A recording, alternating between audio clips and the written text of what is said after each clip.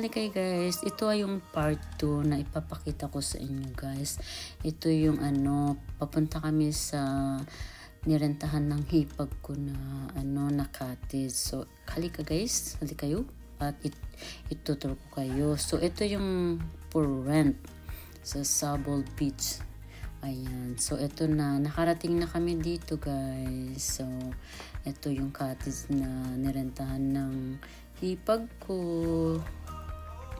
na isi-share ko sa inyo guys. Ito siya, ayan, napakaganda. Ayan, ang ganda-ganda, saka ang lawak-lawak, ang laki-laki. Ito yung harapan nito ng cottage na nirentahan niya. So sabit lang kami guys, wala kaming binayad kundi sila lahat. So nakishare lang kami sa pagkain. So ito guys, so ito ang likod. Ito ang likod niya, ang gaganda ng mga bulaklak. Cottage to guys, bahay siya na pinaparintahan. So ayan ang paligid. So ang ganda-ganda ng araw. Tingnan nyo guys, paulit-ulit ko ipapakita sa inyo kasi napakaganda. Sa katahimik, magandang hangin. So ayan, halika guys, samahan nyo ko. Alam mo yung puno na to, hindi ko maintindihan kung anong klaseng puno na yan, hindi ko alam ang pangalan. So basta enjoy lang kayo guys na panuorin ng mga puno nito para tayo nasa Baguio. So ayan guys, so yung mga pumupunta dito, nagpipintura sila. Tapos ito yung sinabi niya, be kind, sabi. Ayan, pasensya na kayo kung madaldala ko guys. So ito naman yung yung shed na ini-storage yung mga gamit sa siguro. Lahat-lahat ng gamit nila. So yung shade na nasa harapan, ayan yung mga pangdagat na na gamit, mga may upuan, may salbabida or mga kung ano-ano. So ito yung mga harapan guys. So ayan yung mga nandyan sa balcony gamit ng hipag ko. Pero itong mga upuan na to sa sa may-ari. So ito guys, so yung sinasabi ko na shed na puno ng gamit sa pangdagat. So yung welcome na yan guys ay nasa showroom. Ayan, happy campers. So ito yung loob ng living room guys, loob ng bahay. So ito, nandito tayo sa laundry room. May washing machine dito. Tapos nandyan din yung may washroom dito sa tabi ng washing machine. Ayan yung ang ganda ng cortina ng tub. So ito yung lake decoration ng bahay, napakaganda guys. So ito yung yung pangalawang bathroom. Ayan, so ito yung showroom guys, showroom 2, nasa balcony. So pag ayaw mo mag-stay sa loob, dito ka mag-stay.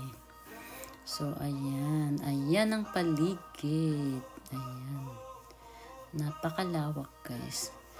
Ang lawak-lawak tong bahay na to. Nasa 5 bedrooms. So sulit ang iyong rental for 7 days kung marami kayo, kung mag-share. Kaya lang ayaw nila mag-share sa amin. So okay lang, gusto nila yan, di ba? So so enjoy guys. Sinushow ko lang sa inyo. Tingnan mo, napakaganda tong radyo na to, old na radyo. So ayan, relax. Ang ganda-ganda ng painting sa plato. Ito yung showroom na ginamit ko nung nag-live ako.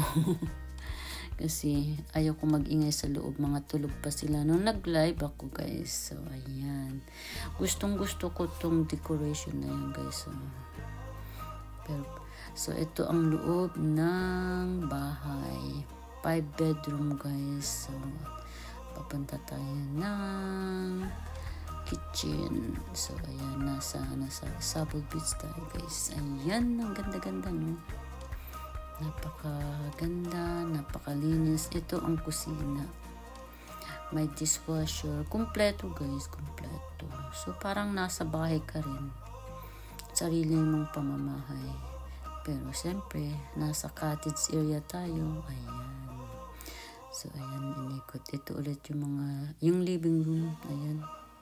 Paikot-ikot lang guys. Enjoy lang yung mga decoration sa kusina. Ayan. Ang galing nila mag-decorate guys na. So ito yung sinaunang fireplace. So ayan yung bulaklak sa likod. Ayan guys. Napakaganda tong bulaklak na to. Diba guys? Napakaganda. Hindi ko alam kung anong pangalan. So ito naman yung welcome na nakasabit sa pininturahan. Bato guys. So ayan yung aking bayaw nagsisibak ng kahoy para sa aming yung magpa-fire kami. Firewood kami mamayang gabi. So ayan, sinisibak na. So yung mga gamit na yan ay sa may-ari na to. Ito, magluluto na yung husband ko ng shish kebab. Ayan, yung salad, tapos ito yung shish kebab ang tawag yan kasi yan eh. Beef ba yan o chicken? Chicken. Hindi ko na matandaan guys. Chicken with vegetables and salad. Ayan. So, ayan ang aming dinner for tonight. First night namin guys. So, ayan. After ng dinner namin, nagpunta kami sa tabi ng dagat para manood ng sunset. Napakaganda talaga ng sunset. Especially kung maganda ang araw guys. Napakagandang panoorin. Hindi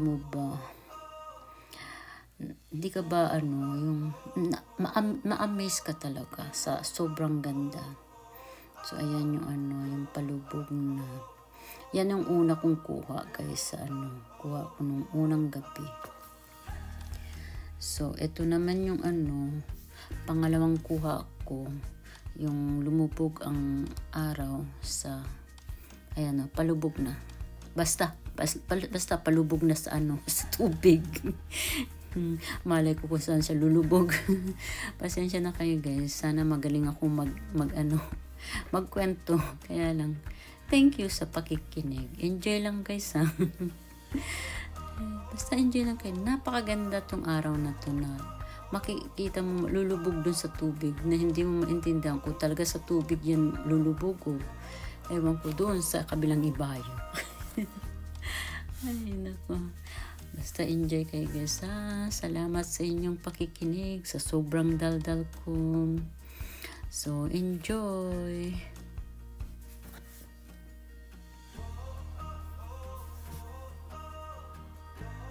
So after the panonood namin ng guys ng sunset. So papakita ko sa inyo kung anong gagawin namin next. So enjoy lang guys. Napakagandang panoorin ng sunset. Na-amaze ako. Ayan. So itong ginawa namin after nanood kami ng sunset, nag-firewoods kami. Hanggang gabi, kwentuhan. Alam mo naman, kwentuhan. Kompleto kapag nag-camping ka. Tapos ayan yung buwan. Iba ang klase ng buwan. Ayan yung buwan. Iba yung sunset kanina. So, ayan. So, ito kung paano kang mag-itak ng kahoy. Ayan. Napakasarap. Ito ang namimiss ko sa camping lagi. Nung malilit pa mga anak ko. Pero ngayon malalaki na sila. May kanya-kanya silang mundo. Ayaw na nila sumama sa amin. So, kami lang na maghipag, mga hipag, bayaw. Yan lang kami. Walang mga bata sa amin. So, kasi may mga edad na sila. May kanya-kanyang mundo. So, kami na lang guys. So, salamat sa pakikinood. Sana hindi kayo magsasawa sa aking mga sinishare sa inyo, guys. So, ayan ang aming gabi. Nandyan na yung buwan. Padilim na. Salamat, guys, sa inyong pakikinood. God bless us all. Thank you. Bye.